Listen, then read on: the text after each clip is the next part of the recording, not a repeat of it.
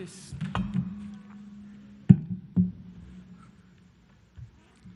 ¿Qué tal?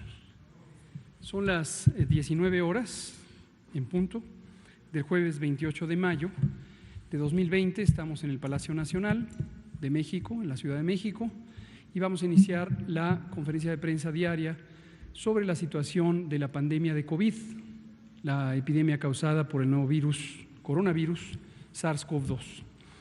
Hoy nos vamos a enfocar a dos elementos. El primero es el informe técnico y el segundo, la parte temática. Tenemos el privilegio de que nos acompañe la directora general del Consejo Nacional de Ciencia y Tecnología, la doctora María Elena Álvarez Builla Rosas. Bienvenida, María Elena.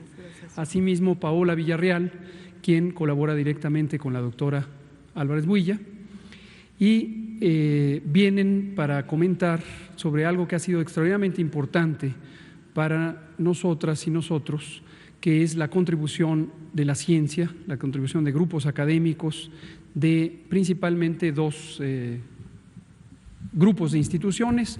Una es los Centros Públicos de Investigación CONACYT y lo segundo es la Universidad Nacional Autónoma de México.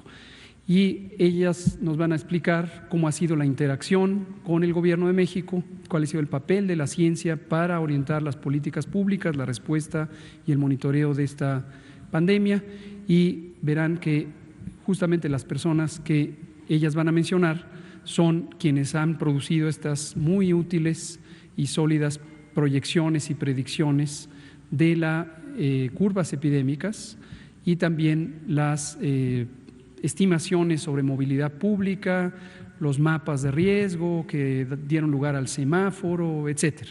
Son nuestra base intelectual y científica que nos ha robustecido muchísimo. Bienvenidas, entonces. Me voy a permitir entonces pararme para presentar yo personalmente el informe técnico y enseguida le doy la palabra a la doctora Álvarez Builla. 67 días de la Jornada Nacional de Sana Distancia. Nos quedan 3 días, formalmente 2 días, porque la jornada termina el 30, el domingo 31 es un día de asueto convencional, pero lo podríamos aprovechar todavía para quedarnos en casa, para aprovechar estos últimos días y, aunque parecen pocos días, cada día cuenta, cada día es importante porque reduce la velocidad y la probabilidad de que haya contagios. Como hemos dicho, la Jornada Nacional de Sana Distancia tiene como propósito fundamental que las personas eviten contagiar y eviten ser contagiadas. Y la consecuencia positiva, que es el objetivo buscado, ha sido la reducción de la velocidad de propagación de la enfermedad y, por consiguiente, la reducción de la velocidad con que aparecen nuevos casos. Y es lo que le hemos llamado el aplanamiento de la curva. Vamos a ver los datos. En primer lugar, tenemos la información internacional tomada de los datos que publica la Organización Mundial de la Salud y vemos en síntesis que más de 5.593.000 personas en el mundo han tenido COVID desde que empezó esta epidemia. 24% de ellas, que son 1.345.000, lo han tenido en los últimos 14 días y son la parte activa de la epidemia.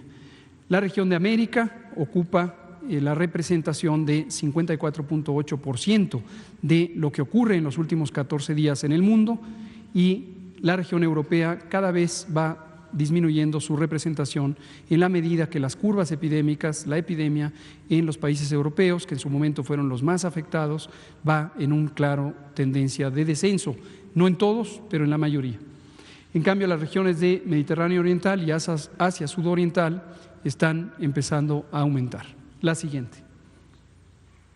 En México, 81.400 personas desde el 28 de febrero, fecha en que tuvimos el primer caso confirmado, han tenido COVID y han sido confirmadas por los métodos de laboratorio para esta enfermedad. De ellas, 16.315 lo han tenido en los últimos 14 días, por lo tanto es la parte activa de la epidemia en México y desafortunadamente ya 9.044 personas han perdido la vida por el COVID como consecuencia de la expresión grave de esta enfermedad.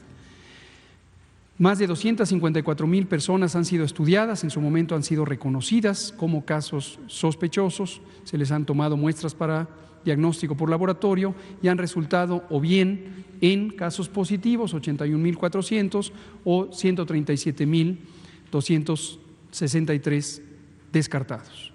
La siguiente, por favor. En el mapa de la incidencia acumulada a lo largo de este periodo, desde el 28 de febrero, identificamos que 63,7 personas por cada 100,000 habitantes en México en algún momento de todo este tiempo han tenido COVID y lo han confirmado, se ha confirmado. La siguiente diapositiva nos muestra precisamente lo que el mapa revela, que es la distribución de acuerdo a distintas entidades federativas.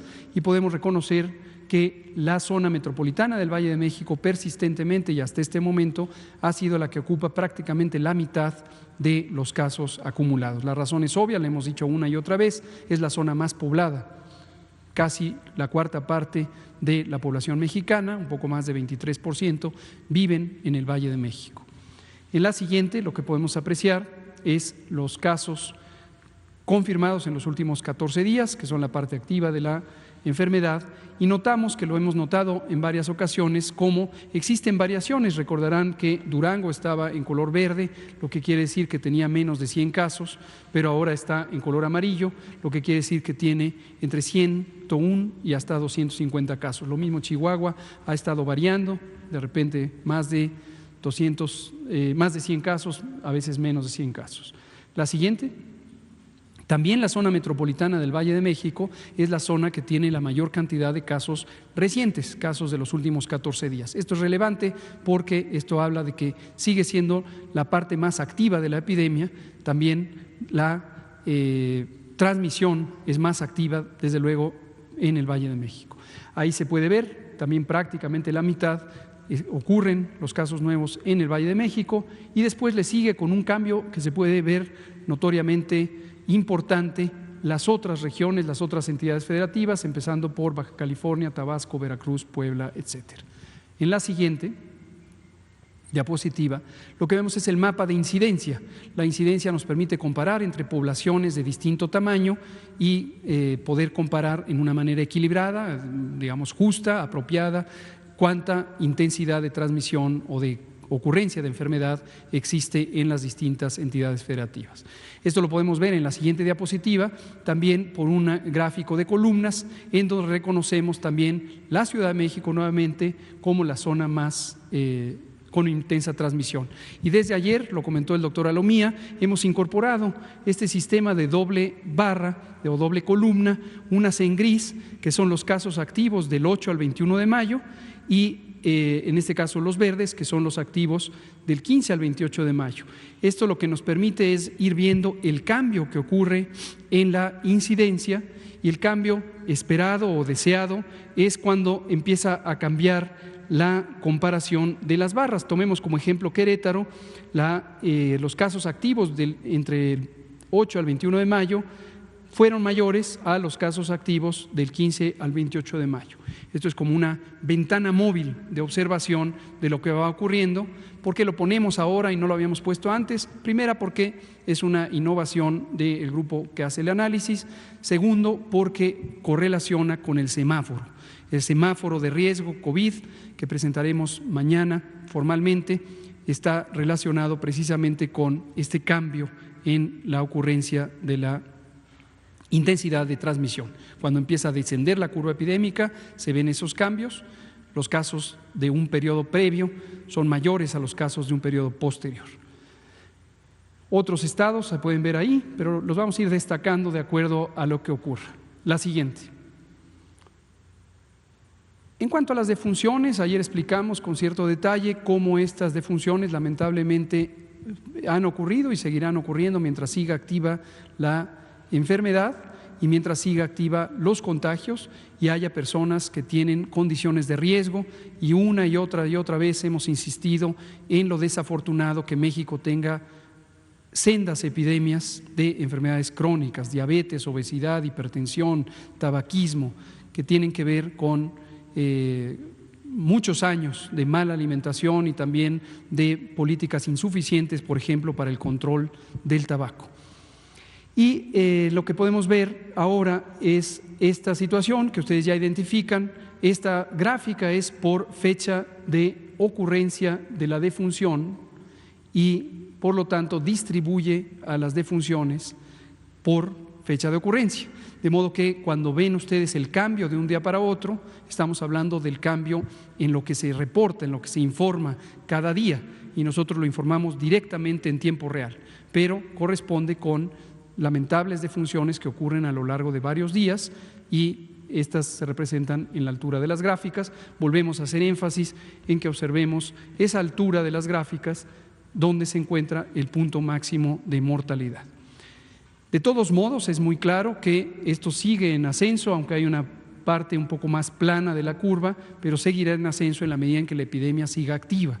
Eso es muy lamentable, pero es una realidad. Mientras la epidemia siga activa, y va a seguir activa todavía por varias semanas, como lo hemos dicho, vamos a tener lamentablemente defunciones.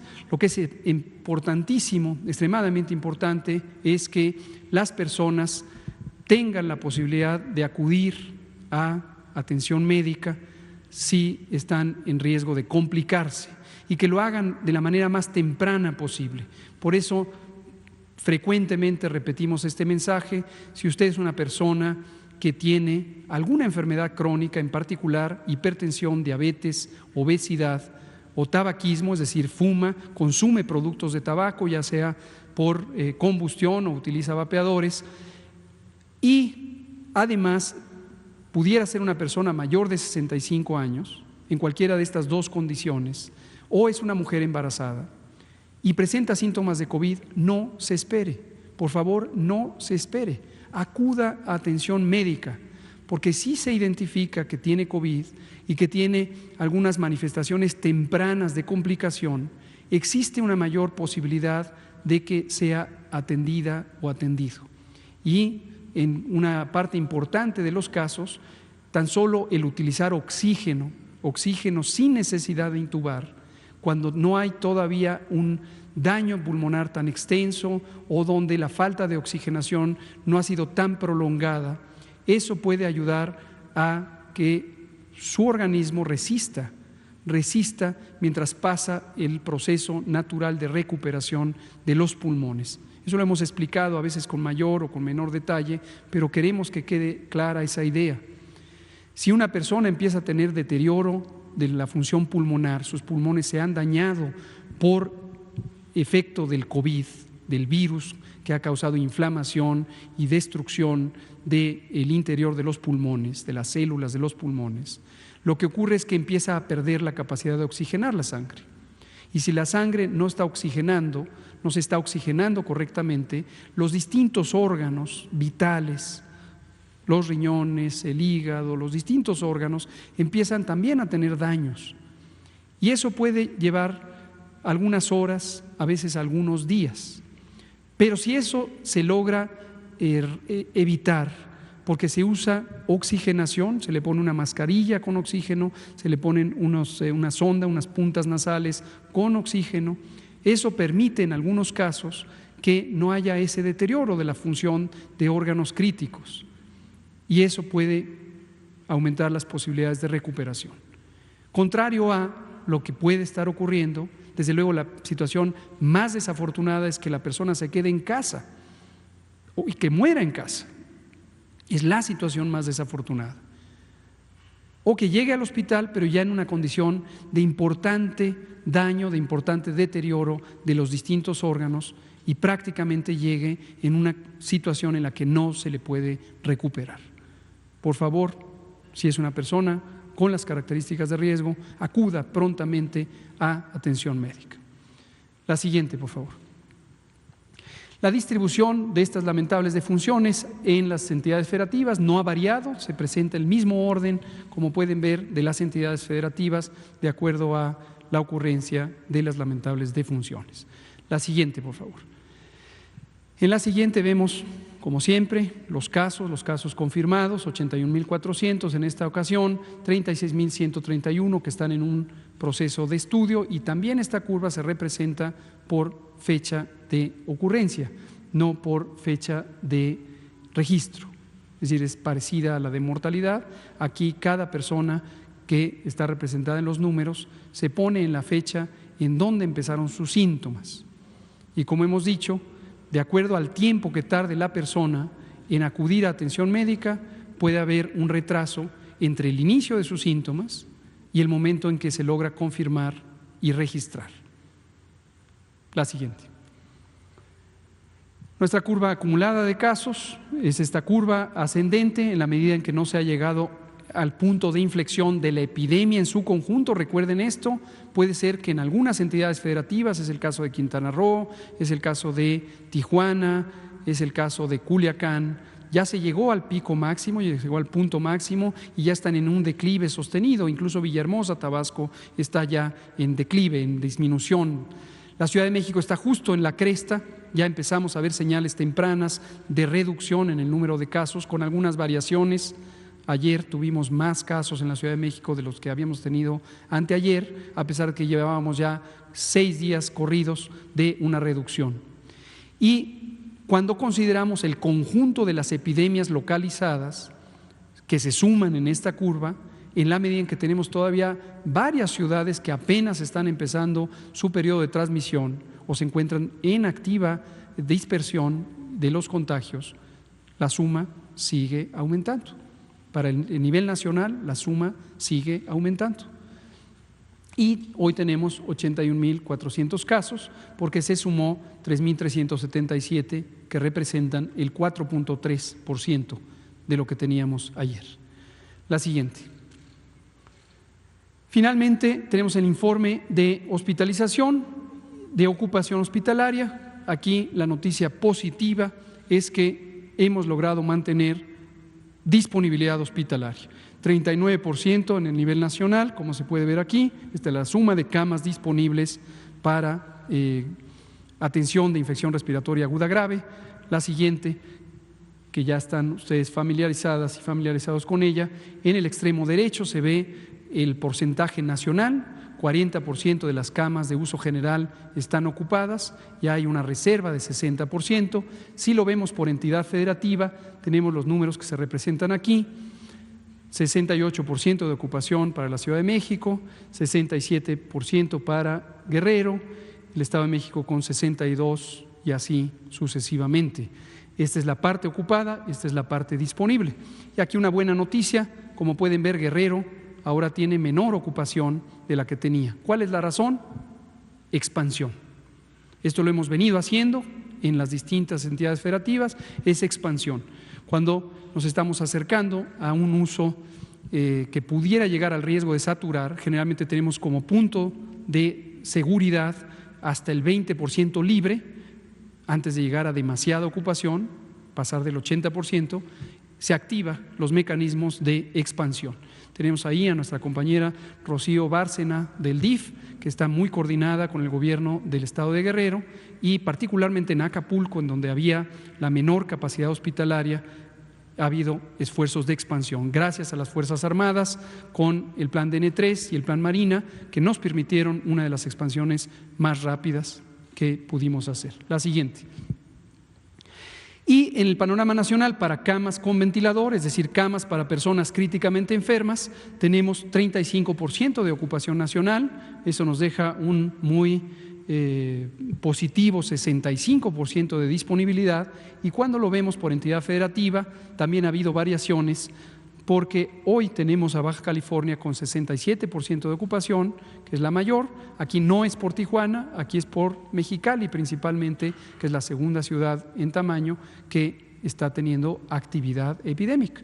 Pero todavía tenemos 33% de disponibilidad, en el Estado de México 62% de ocupación, 38% de disponibilidad y así sucesivamente, todavía un buen margen. Esto lo hemos logrado mantener y esto es algo muy positivo, porque es el objetivo principal del manejo de la epidemia durante la fase 3, como ustedes lo saben y lo hemos venido comentando. Mantener siempre disponibilidad hospitalaria para que nadie tenga una complicación o pierda la vida por el hecho de que no logra tener una cama disponible. Y aquí quiero dar un brevísimo mensaje de referencia a mis colegas de personal de salud, médicas y médicos, y especialistas y generales y enfermeras. Cuando ellas y ellos viven la realidad, la viven intensamente en el contexto de su hospital.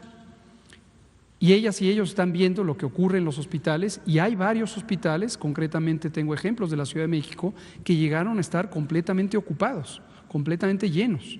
Y hay varios que siguen todavía completamente llenos. Entonces, estas cifras, estos porcentajes de ocupación, se refieren a todo el conjunto de hospitales que están en una entidad federativa. Entonces, esto es muy importante porque la perspectiva que tiene el personal de salud es una perspectiva de mucho estrés, de mucha presión, al ver que localmente está saturado su hospital.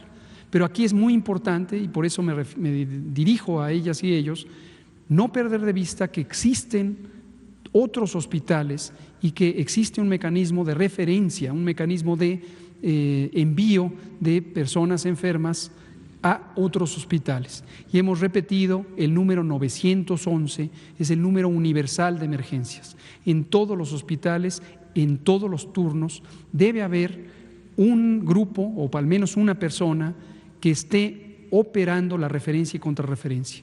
Y si la médica, el médico de guardia, de turno, la persona líder del grupo clínico identifica que está saturado el hospital, lo más pronto posible, la persona designada por el director o directora del hospital debe coordinar las llamadas al 911 para empezar a derivar pacientes lo más pronto posible. La siguiente. Esto muestra cómo se ha ido expandiendo la capacidad hospitalaria. Hoy tenemos nuevas expansiones, varias de ellas son precisamente lo que ha ocurrido en Guerrero y en Oaxaca algunas y en otros estados. Empezamos con 645 hospitales, tenemos ahora 781 hospitales COVID designados para la atención de enfermedad respiratoria aguda grave. La siguiente, y creo que es la última, es esta.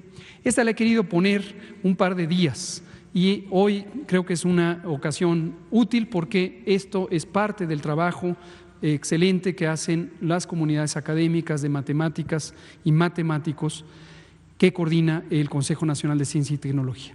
La voy a explicar de manera muy breve porque además es un ejemplo virtuoso. Esta la hemos tomado de Hidalgo. En el estado de Hidalgo hubo un momento en donde la movilidad en el espacio público era excesiva, era demasiada.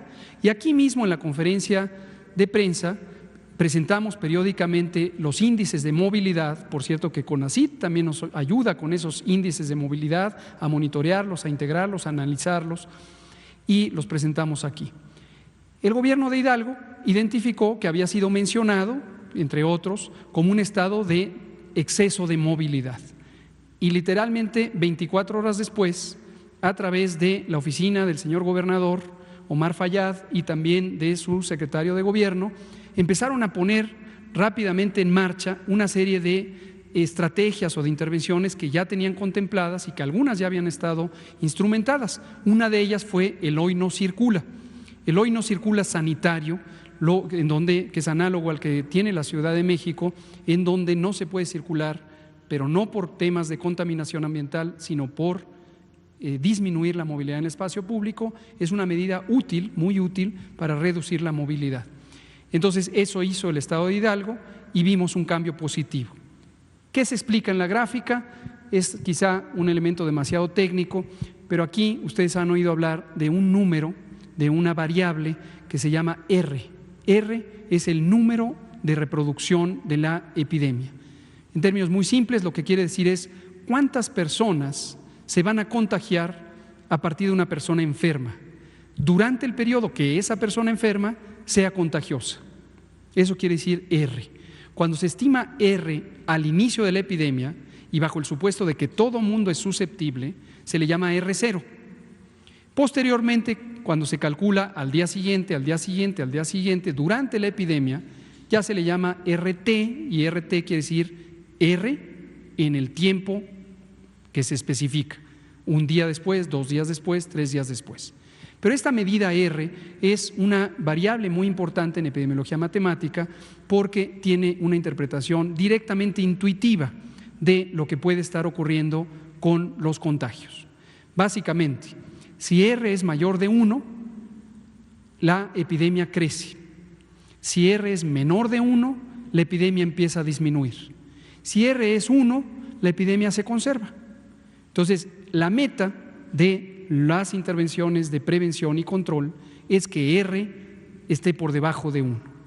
Y eso no es fácil lograrlo, eso requiere muchas intervenciones, pero en los nuevos informes, en los más recientes informes que produce este grupo, aquí están los autores que ahorita serán comentados, del Instituto de Matemáticas de la UNAM y del Centro de Investigación en Matemáticas, que es un centro público CONACYT, producen esta gráfica y nos permite monitorear la epidemia en tiempo literalmente real. Pongo el ejemplo de Hidalgo por haber sido exitoso. Cuando Hidalgo empezó a instrumentar su Hoy No Circula y otras intervenciones, rápidamente empezó a bajar la intensidad de transmisión. Otros estados tuvieron este éxito parecido y ha habido fluctuaciones, pero esto indiscutiblemente permite ver cómo va la epidemia. Muchas gracias. Doctora María Elena Álvarez Builla, por favor. Muchas gracias, doctor Hugo López-Gatell.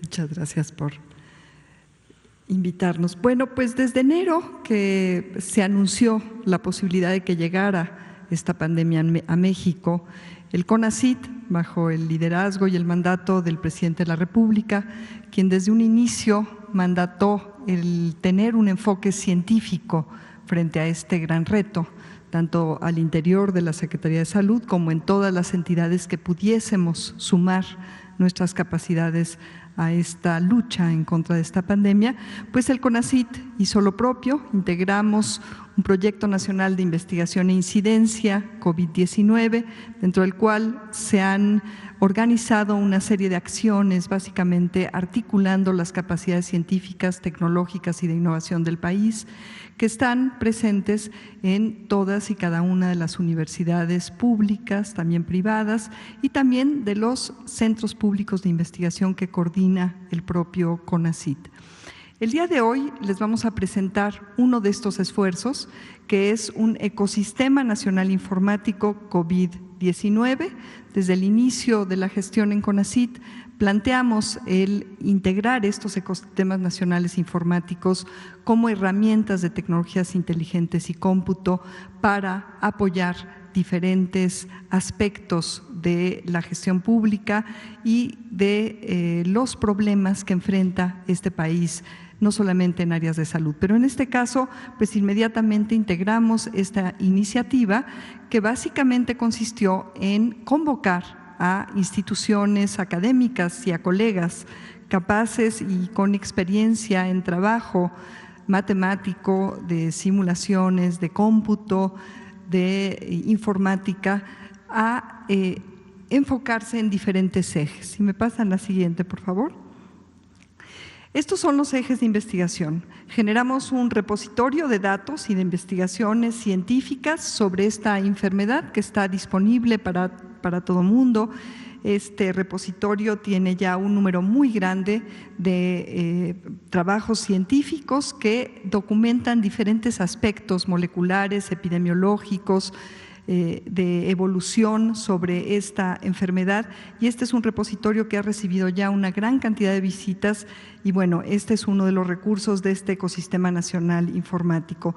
También hicimos una integración, curaduría y análisis de datos, todo esto en una colaboración muy estrecha con la Secretaría de Salud, con el propio secretario de Salud, el doctor Jorge Alcocer, y desde luego con una coordinación, pues a veces hasta cotidiana, con el querido doctor Hugo López-Gatell, quien pues nos ha ido marcando algunos de los retos para la comunidad científica y para la propia comunidad del CONACYT. Este es un proyecto que estamos directamente coordinando desde la Dirección General. El tercer eje es la modelación, la dinámica. Esta enfermedad es una enfermedad contagiosa que presenta una dinámica que depende de aspectos muy complejos y a pesar de que los modelos nunca pueden reificar la realidad, nunca pueden ser la realidad, sí son instrumentos muy útiles y lo han sido en esta gestión para poder ir prediciendo, hasta cierto punto pronosticando, es un verbo más adecuado, cómo van evolucionando estos picos epidémicos en las diferentes regiones del país. Fue así que a partir de algunos de los modelos que les vamos a mostrar y que el doctor Hugo López-Gatell ha estado mostrando aquí todas las noches, se descubrió esta falta de coordinación entre los diferentes picos epidémicos de las diferentes regiones del país, lo cual permitió un manejo de la epidemia también más pues escalonado. Entonces, esta modelación dinámica matemática de la pandemia en México ha sido uno de los ejes importantes. El cuarto eje es la integración de tableros de información y herramientas. Ahorita les vamos a mostrar este ecosistema nacional informático ya en su forma pública, en un sitio que está cargado dentro de CONACYT, pero que está en una articulación constante con las bases de datos y los análisis que vamos coordinando con la Secretaría de Salud. Y el quinto eje consiste en análisis espaciales y geográficos, haciendo uso de sistemas de información geográfica que son también muy importantes y que ahora se van a volver en esta nueva etapa particularmente relevantes. En la que sigue verán ustedes una lista de los diferentes modelos y análisis, en algunos sin ser totalmente exhaustiva.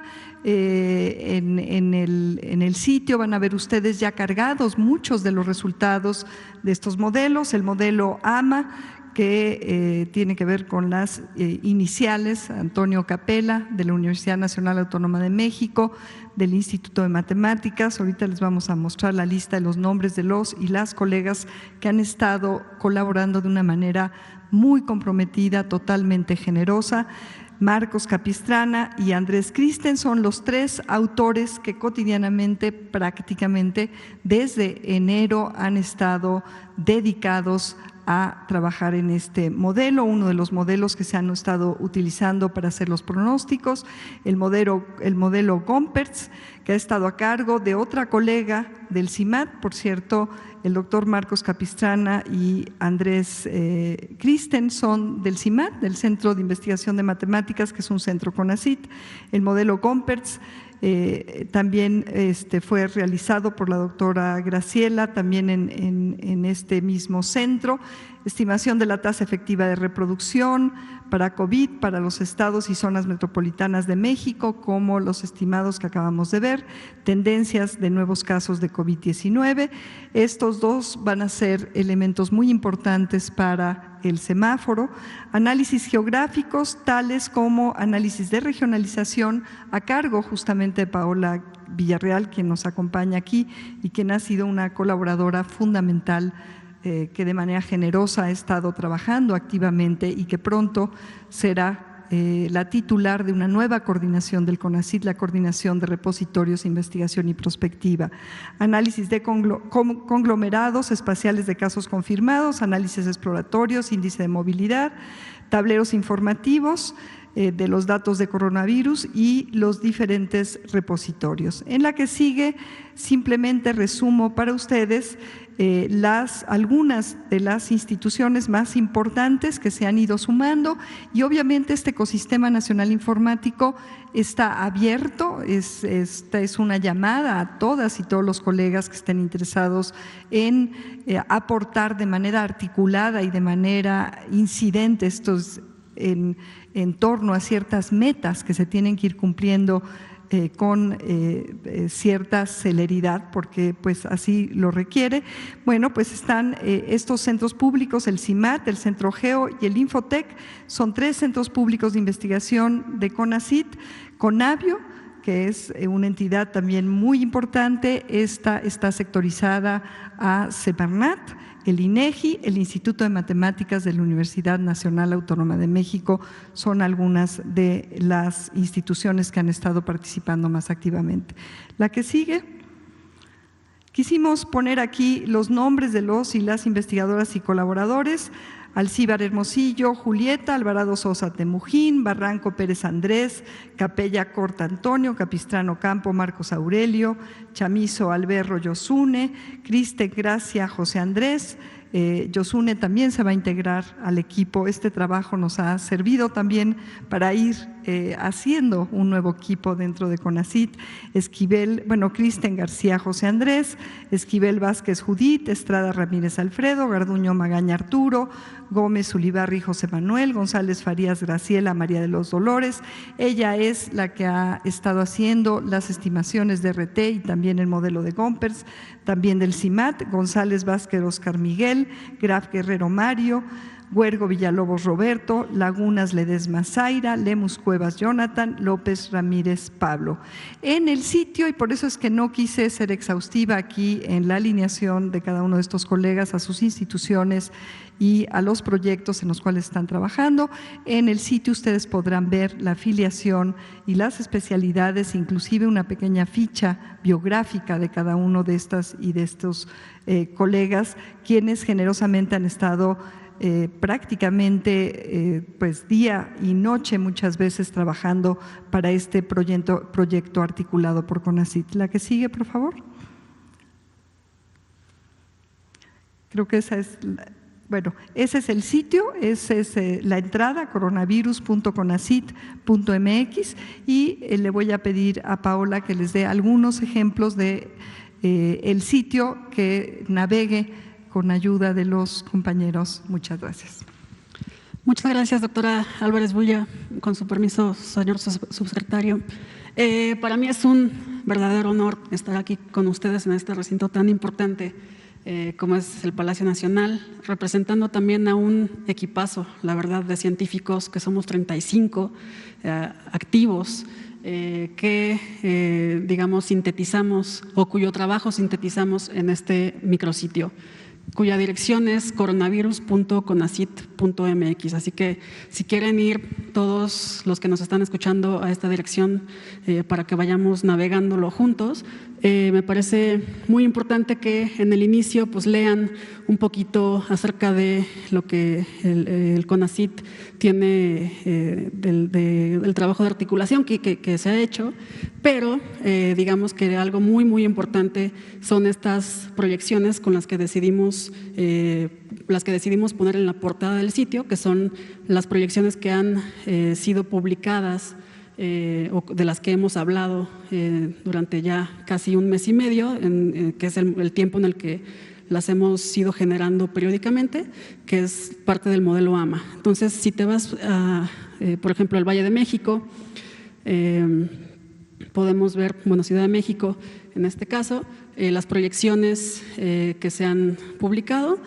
Tenemos, como ya los ha explicado el doctor Hugo López-Gatell, la mediana en una línea roja, los cuantiles del 10 y el 90% de probabilidad de que el valor de los casos, que son las barras azules, se encuentre entre ese rango, ¿no? Si le damos clic a visualizaciones, que también es parte de como la carnita de este sitio, podemos ver, por ejemplo, el índice de movilidad que se presenta todos los martes por el doctor Ricardo Cortés Alcalá, en el que pues vemos la movilidad histórica nacional desde febrero de este año. Este índice se hace con datos de Google, Twitter y Facebook y se genera un índice compuesto en el que, aquí se ve cómo se ha reducido la movilidad a partir de marzo, ¿no?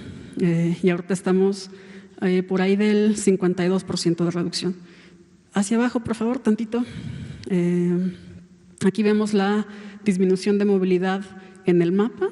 Vemos que los estados, por ejemplo, de Durango, Zacatecas, Nuevo León y Tamaulipas, pues tienen una reducción bastante pues no óptima, ¿no? de la movilidad, tienen un 42%. Y hacia abajo también vemos algo que me parece bastante interesante, que es la comparación de la movilidad entre las últimas los 14 días y los últimos 7 días, ¿no? Entonces vemos que, por ejemplo, Baja California Sur subió 11% su movilidad comparada de hace 14 días y hace 7 días, si lo restamos, da un total de 11%, ¿no? Entonces, eso nos indica que están subiendo su movilidad. Si vamos hacia abajo, me parece que ya es la última gráfica, sí. Después, digamos, tenemos 3 secciones o 3 tipos de visualización. Tenemos visualizaciones nacionales, visualizaciones estatales y metropolitanas. Si vamos a estatales, por favor, ahí arriba, ahí, muchas gracias. Vemos igual, tantito, sube un poquito, por favor. Pícale en proyecciones. Cabe decir que este sitio también está diseñado para que lo naveguen en su celular.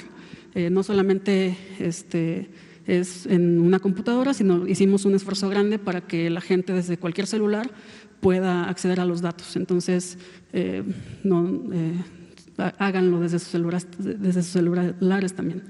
Entonces, aquí vemos las proyecciones por estado, ¿no? Tenemos 2 modelos que estamos publicando aquí ahorita, pero tenemos más en camino, que son el modelo AMA y el modelo Gompertz. Y aquí tenemos pues varias gráficas muy interesantes. Tenemos la incidencia de casos diarios, ¿no? Que ya se ha presentado varias veces. Si bajamos un poco, vemos esa misma gráfica del lado izquierdo, pero con pues la curva epidémica proyectada hacia el futuro, a un futuro más lejano. Este es el caso de Aguascalientes, me parece. También tenemos la proyección de los decesos, que es algo que pues no se había publicado. Acumulados, es importante porque una gráfica, la de la izquierda, es cuántos casos diarios ocurren y la de la derecha es cuántos casos acumulados ocurren. Y si vamos para abajo, vemos más proyecciones, que es algo muy, muy importante, que es la demanda hospitalaria, que le ha permitido a la Secretaría de Salud y a todo el gobierno federal tomar decisiones de logística, ¿no? Que es cuántas camas de unidades de cuidados intensivos se necesitan y cuántas camas de hospitalización general se van a necesitar, ¿no? Si subimos, bueno, digamos ya para hacerlo más breve, el mismo tipo de navegación es en el nivel metropolitano y algo que también creo que es muy importante de destacar es los productos de investigación. Si le das clic, por favor, a los productos de investigación, arriba. Estos, digamos, son los trabajos formales de los grupos de investigación. Aquí vemos el índice de movilidad que se puede descargar, en el que ven, digamos, el trabajo crudo de los investigadores. Aquí están todos los autores. Si vamos hacia abajo, vemos también el modelo AMA, ¿no? En el que vemos los autores y los reportes que se han publicado o que se han realizado y que hoy se publican.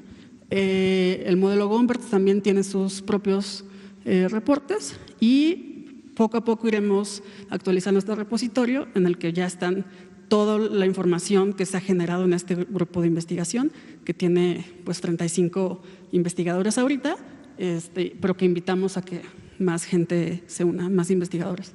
Y bueno, eso sería todo de mi parte. Muchísimas gracias. Gracias. Pues muchas gracias. Hoy vamos a empezar con Olinka, la sesión de preguntas y respuestas. También ustedes, también. Sí.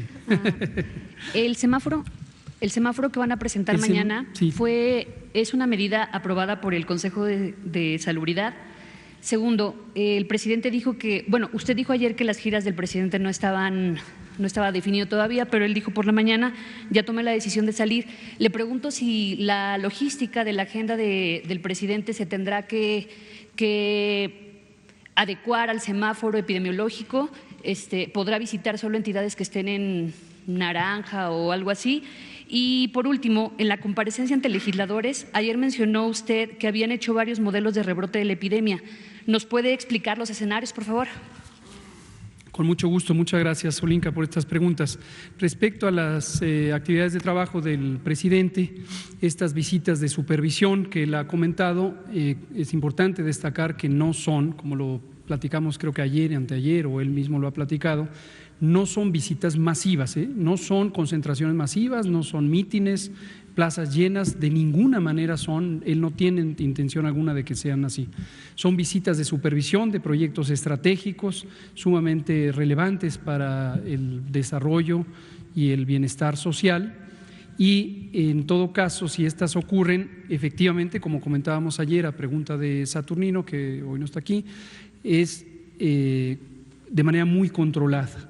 40 personas de aforo, él mismo va a estar apartado de la gente, y él ha pedido al pueblo de México que comprendan que en este momento no se pueden acercar a él, pero muy importante, no se pueden acercar entre sí. Pedimos eso, por favor, que si así se decide hoy por la noche, no acudan a concentrarse a las actividades de las visitas. Entonces, sí, efectivamente, si corresponde o no con el semáforo, por supuesto, el semáforo es de aplicación general, pero el semáforo no contempla prohibiciones de visitas. Es muy importante tener presente, a lo largo de la propia Jornada Nacional de Sana Distancia, han continuado operando las actividades esenciales, y ustedes conocen que en el acuerdo secretarial de la Secretaría de Salud del 30 de mayo, se estipularon, 30 de marzo, se estipularon las actividades esenciales, y una de ellas es la actividad de gobierno. Yo mismo vengo aquí todas las tardes. Otra es la comunicación, ustedes mismas vienen aquí todas las tardes, y otras muchas. Entonces, la actividad persiste, ha persistido, pero si se hace tiene que ser en una forma controlada. Gracias. En naranja o no, y le preguntaba si el semáforo fue aprobado por el Consejo de Salubridad y los escenarios que le presentó, dijo que habían hecho varios modelos de rebrote de la epidemia en la comparecencia de los senadores. ¿Puede explicarlos? Con mucho gusto, y qué bueno que lo pregunta, porque esto es muy importante, y precisamente aquí están la doctora Álvarez Builla, Paola, que han traído a todos estos académicos. Primero déjeme abordar las otras dos para que no se queden sueltas. El semáforo no necesita aprobarlo el Consejo de Salubridad. Aquí a veces se ha causado confusión sobre la competencia legal de las distintas autoridades sanitarias federales. Las autoridades sanitarias federales, a saber, son tres: el presidente de la República, el secretario de Salud y el Consejo de Salubridad General, pero cada uno tiene las facultades legales que le corresponden. El Consejo de Salubridad General tiene como facultades, entre varias otras, el declarar, por ejemplo, el estado de emergencia, cosa que ocurrió anteriormente. Y la Secretaría de Salud tiene como facultad legal, que procede en primera instancia de los artículos constitucionales, en particular el 4º y el 73, fracción 16, cuando existe invasión por enfermedad exótica de carácter grave, así se estipula, de ejercer o disponer el ejercicio de la acción extraordinaria, que quiere decir las acciones inmediatas que se tienen que emprender. Y todas estas han sido en sucesivos acuerdos de la Secretaría de Salud, y próximamente se publicará un acuerdo que estipula detalles adicionales del semáforo, pero ya hubo un acuerdo del 15 de mayo sobre el semáforo. Sobre modelos, aquí una cosa muy importante, y gracias, Olinka, por mencionarlo. Desde hace semanas que hemos estado haciendo los diálogos y las conversaciones técnicas con estos grupos académicos de proyecciones de los escenarios de la reapertura, del desconfinamiento, del final de la Jornada Nacional de Sana Distancia, hemos estado poniendo especial atención a qué podría pasar, y ustedes me lo han preguntado muy oportunamente, qué podría pasar si la apertura o el desconfinamiento es demasiado rápido. Lo que podría pasar es que haya un rebrote, y hemos dicho una y otra vez, y debe quedar en la conciencia de todas y todos y toda la sociedad, si salimos demasiado pronto, va a haber un rebrote. En todo el mundo ha existido el riesgo de rebrote, y en los países que han intentado el desconfinamiento ha existido situaciones de rebrote, y lo que se ha hecho es regresar regresar a la restricción de movilidad. En estas modelaciones, salvo que la doctora Álvarez Huilla o Paola digan lo contrario, uno de los elementos que se ha identificado es que la cantidad de personas que regresen a la vía pública, a la actividad pública, al espacio público, laboral, escolar, social, recreativo, la cantidad de personas determina mucho el tamaño del posible rebrote. Segunda cosa que determina mucho es la cantidad de movilidad o la proporción de movilidad. No es lo mismo, pongamos un ejemplo hipotético, que 5,000 personas salgan a la calle, pero solo salgan en la proximidad, alrededor de su casa, y que pudieran ir a actividades cercanas, comparado con que esas mismas 5,000 personas se desplazaran de un punto a otro de la ciudad, o peor aún, que se desplazaran entre municipios y entre ciudades. Y hay distintos modelos, son precisamente los modelos que aquí se muestran del Grupo AMA, y nos muestran distintos escenarios. Eso es muy importante porque de ello deriva el diseño del semáforo. Mañana por la mañana vamos a explicar detalles adicionales de la implantación del semáforo y de cómo es imprescindible la participación de los gobiernos estatales para dar detalles de cómo se instrumenta en sus realidades estatales. Entonces, eso es muy importante. Gracias, Olinka. Vamos a darle la palabra. Estaba Araceli primero, sí, por favor. Gracias. Es referente a la, si me permite, la doctora, es referente a la reducción del 75% del presupuesto operativo que impacta a centros públicos de investigación. Mi pregunta es, ¿esta reducción presupuestal es generalizada e irrevocable desde su punto de vista o se podrán revisar los requerimientos operativos específicos de cada centro para definir montos particulares? ¿Tiene CONACYT un plan B para que no se dañen programas o investigaciones científicos que pudieran erosionar el desarrollo del país? Preguntarle también sobre los modelos de ventiladores que quedaron de entregar el 15 de mayo. Y también, si me permite, doctor Gatell, ayer usted comentaba sobre la guía que se publicó sobre las técnicas de pruebas serológicas. Quisiera saber… ayer comentó que la mitad son erróneas. Esta guía que se publicó, ¿cómo impacta a lo que se está haciendo en México? Porque usted había comentado que ya habían empezado a hacer este tipo de pruebas. Preguntarle también si se contará con personal promotor de la salud para monitorear personas enfermas en casa. Fue un tema que tocaron con los gobernadores. Y por último, si me lo permite también para usted, doctor, en septiembre hay también temporada de influenza y en septiembre vendríamos saliendo de este COVID. ¿Esto ya lo visualizaron y cuál sería el plan para esto? Gracias. Muchas gracias, Araceli. Le doy la palabra a la doctora. Gracias. Muchas gracias por esas preguntas. ¿Y está funcionando esto? Sí. A ver, para el presidente de la República es fundamental el desarrollo científico, tecnológico, la formación, y no solamente no se va a reducir, sino va a haber un aumento en los apoyos para, en particular para la formación de especialistas, pero siempre se ha privilegiado el mantener y el aumentar los apoyos a las becas. Y estos ahorros justificados en dependencias del gobierno están tomando en cuenta las particularidades de las dependencias que están involucradas en acciones sustantivas para atender esta pandemia, pero también en acciones que no deben de afectarse, como son las de los centros públicos de investigación, como las de las instituciones de educación superior. Entonces, todo esto está claro desde el gobierno federal, entonces no debe de haber preocupación alguna, puesto que no solamente se ha mermado la capacidad de financiamiento y de ejecución de proyectos por parte de CONACYT, sino que va en aumento.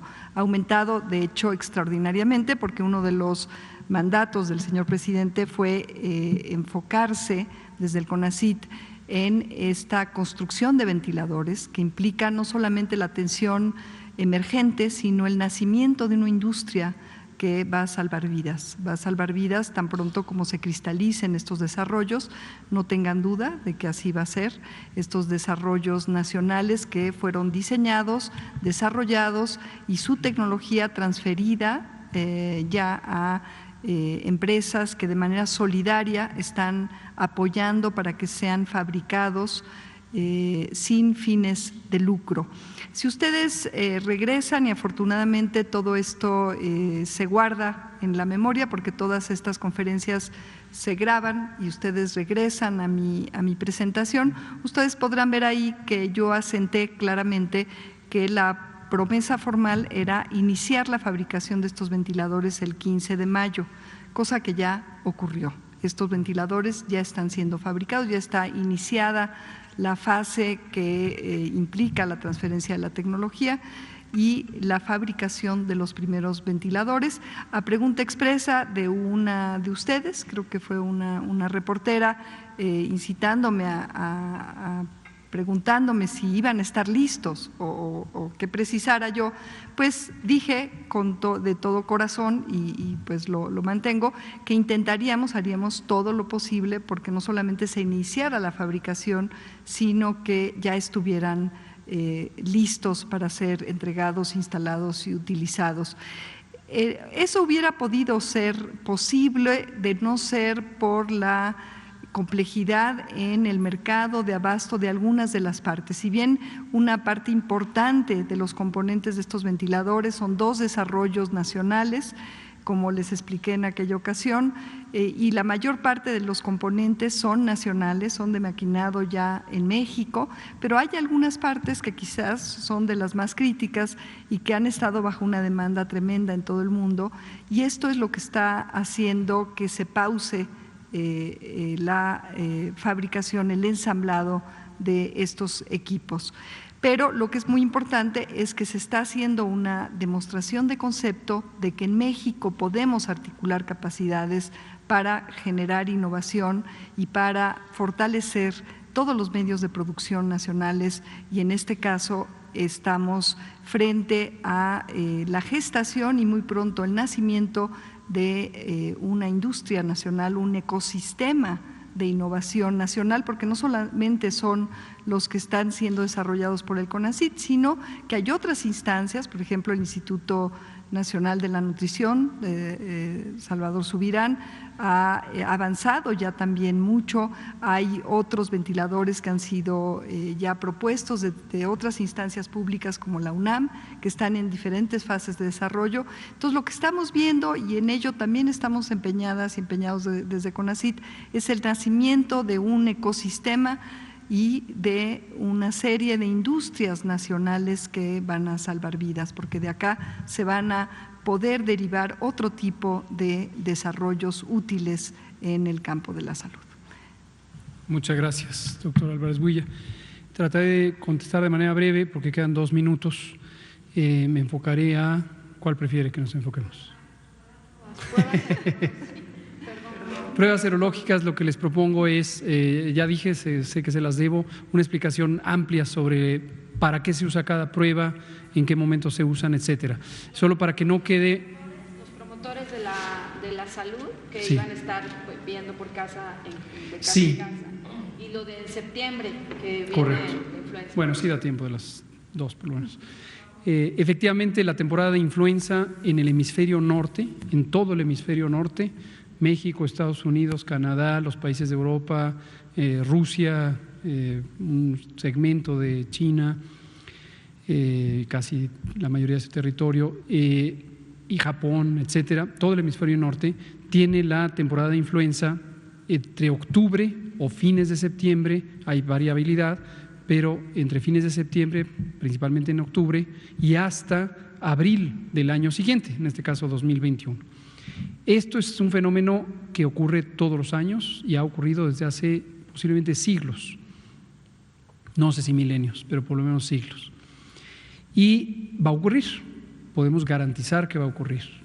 Es un fenómeno indeseable hasta cierto punto, si lo vemos desde la perspectiva humana, porque obviamente va a implicar enfermedad y desafortunadamente va a implicar muerte. La influenza, por cierto, es una de las causas principales de muerte por causas respiratorias en el mundo entero. Por eso tiene una importancia crucial la preparación y respuesta, no solamente ante pandemias de influenza, sino ante estaciones anuales de influenza.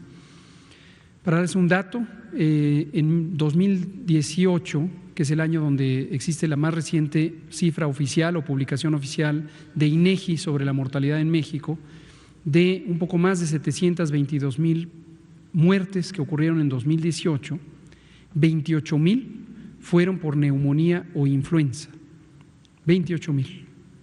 Entonces, ese es el tamaño de la importancia. ¿Por qué decimos neumonía o influenza? Porque no se pueden distinguir. Esto lo hablamos alguna vez cuando explicamos el tema de las neumonías atípicas y todo ese asunto. En las estadísticas vitales del mundo, esto así lo dispone el Centro Internacional de Clasificación de Enfermedades desde hace décadas, neumonía e influenza es la misma categoría, por esta razón, 28,000. Va a venir, lo sabemos y nos estamos preparando para ello. ¿En qué sentido nos estamos preparando para ello? En primer lugar, no vamos a desmantelar las reconversiones hospitalarias.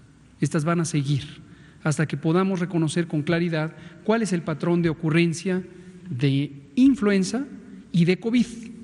Lo que no podemos garantizar, y no hay una predicción formal en el mundo entero al respecto, pero muchos miembros de la comunidad de salud pública nacional y global pensamos que es probable que en octubre, abril, además de la influenza, tengamos COVID, que haya un repunte de COVID, independiente hasta cierto punto de las acciones de desconfinamiento.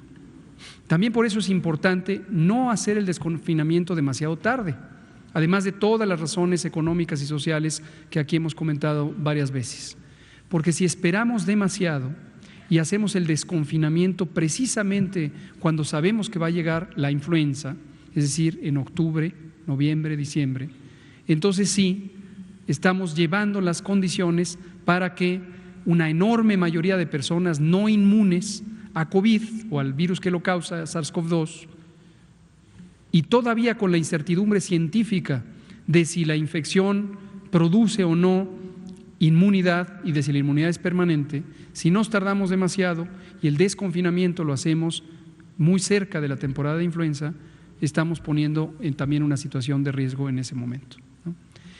Termino con el tema de promotores y promotoras de salud. La promoción de la salud es una de las funciones esenciales de la salud pública y en México existe desde hace muchos años, décadas, personal específico que se dedica a la promoción de la salud. Hay en casi todos los estados un departamento o dirección o subdirección de promoción de la salud. A nivel nacional existe, el doctor Ricardo Cortés Alcalá es el director, ustedes lo conocen, y justamente hemos visto la oportunidad de que el trabajo de las y los promotores de la salud contribuya a este tema que hemos venido conversando, de que las personas que tienen enfermedad y están en casa, pero tienen riesgo de complicarse, puedan ser monitoreadas en sus casas. Y el monitoreo implica monitoreo médico, por ejemplo, del control de las enfermedades crónicas, hipertensión, diabetes, que les hacen susceptibles, y también el monitoreo de la función pulmonar o de la oxigenación de la sangre.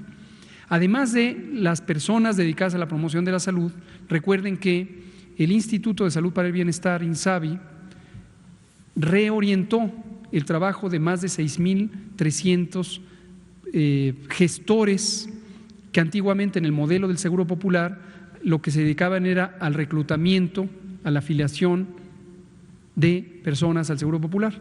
Como hoy ese modelo cambió y hoy no necesitamos afiliar a nadie porque todas las personas que viven en México tienen derecho a la atención de la salud, ya no se necesita tener credencial de nada, ya no existe el Seguro Popular, pero lo que existe es que todas y todos los que estén en México tienen derecho a acudir a una unidad de salud y recibir atención. Entonces estas 6,300 personas, son un poco más, se recanalizaron para incorporarse a las actividades de promoción de la salud y con ello logramos impulsar las capacidades del sistema de salud para el trabajo comunitario en el modelo que estamos desarrollando e implantando de atención primaria de la salud. Esto ya lo hemos estado impulsando, ya ha habido varias conversaciones con las entidades federativas, ya lo hacían varios de los estados por su propia disposición, pero estamos tratando de articularlo como una intervención de carácter nacional. Son las 20:04, nos pasamos 4 minutos. Muchas gracias, ya no da tiempo. Gracias. Muchas gracias, doctora. Gracias, Paola. Gracias a usted.